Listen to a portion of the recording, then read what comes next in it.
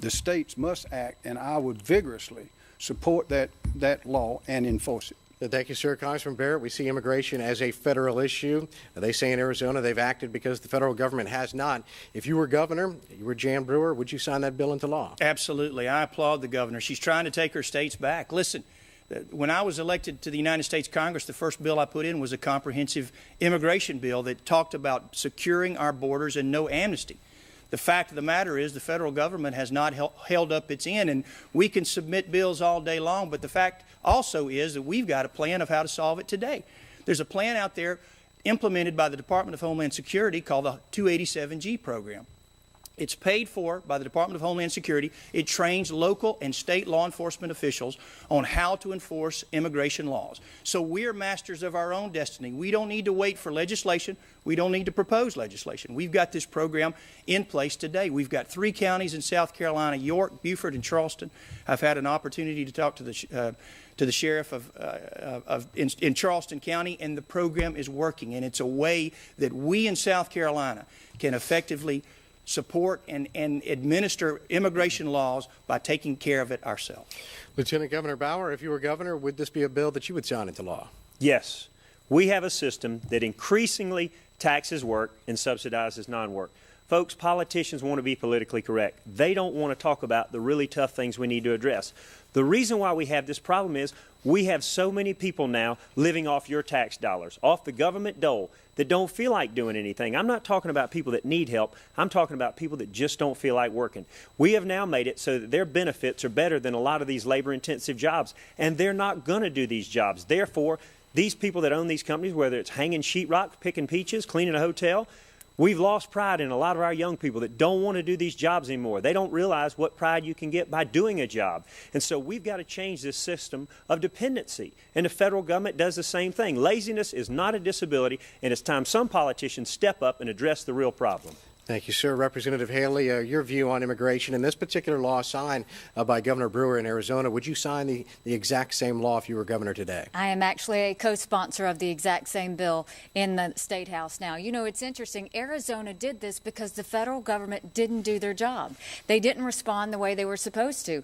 And I think we're seeing that from the federal government is just we're losing more and more faith in the federal government because they're not doing anything. It is up to the states to turn around and do what we need to do to make this right. But let's be clear. South Carolina passed one of the strongest immigration reform bills in the country 2 years ago. The problem was last year when we were dealing with the stimulus fight and they were trying to show we were going to lose police officers and teachers, there was an alternative budget that came out that showed we would not lose police officers, we would not lose teachers, and we would still be able to fund what we needed. But what they found was that they had not put the first dollar in the prosecution funds. So what had happened was the legislature was hailing the fact that they signed one of the strongest immigration reform bills in the country, but they didn't fund the prosecution. What I will do as governor is not only have I co-sponsored the Arizona bill, we will have reports that show accountability in terms of how many illegal immigrants have we arrested, how many businesses have been fined, where's the problem coming from, and what are we doing to deal with it? Government has a problem of never going back and seeing if what they actually passed worked.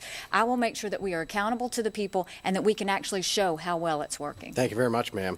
Let's move to offshore drilling. I had the pleasure of being with a few of you folks in Minneapolis back at the National Convention in 2008. Back then, that summer, of course, gas was $4 a gallon.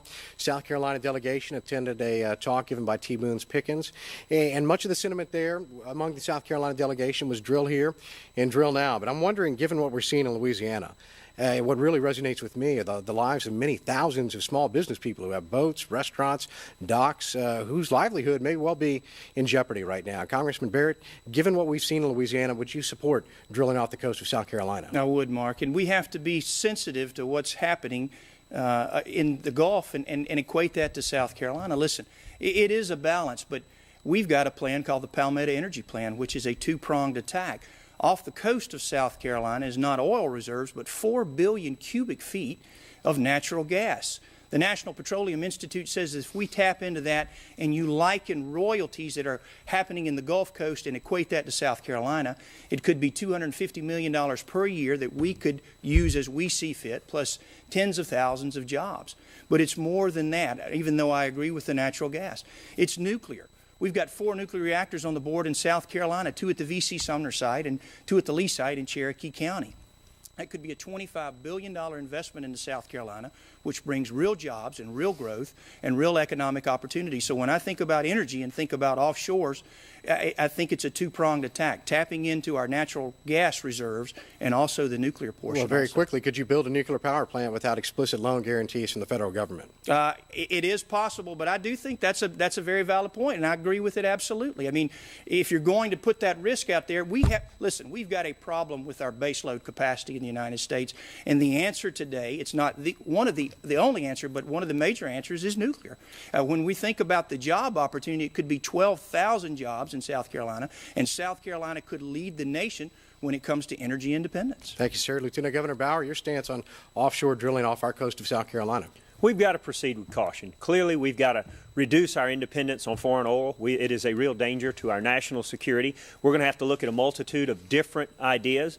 Nuclear, of course, is one of them. There are a multitude of other ideas. As far as offshore drilling, if and when we do that, we need to hold companies accountable. We need to make sure that we have the absolute utmost up-to-date equipment that we know is foolproof, that we don't have an accident like this in the future. Representative Haley, your view on this particular topic, offshore drilling? Yes, I do support offshore drilling because we as a state need to make sure that we do everything we can to make our country independent.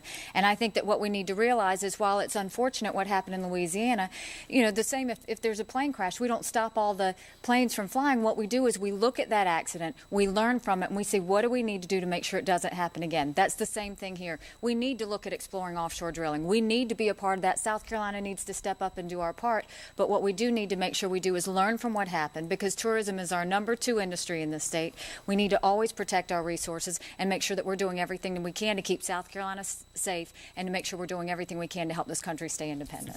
Mr. McMaster, what's your view today, sir? Well, it's the same as it's been all along. And I was in Minneapolis, and I remember everybody chanting, "Drill, baby, drill." Here in South Carolina, we'd probably say, "Drill, Bubba, drill." But here we are. And we know that we believe they're all reserves there. We need to be very careful because if we mess up our coastline, we've really lost a great treasure. But we can't afford to close the door on anything. I remember the Challenger disaster in 1986. We didn't stop the space program, and we shouldn't be stopping it now. But we need to proceed cautiously as well as with natural gas out there. I believe that there's a lot of that out there as well. But nuclear is the way to the future, and we know how to do it in South Carolina. If we can keep the bureaucrats in Washington from going so slow on licensing new plants, we can move a lot more quickly.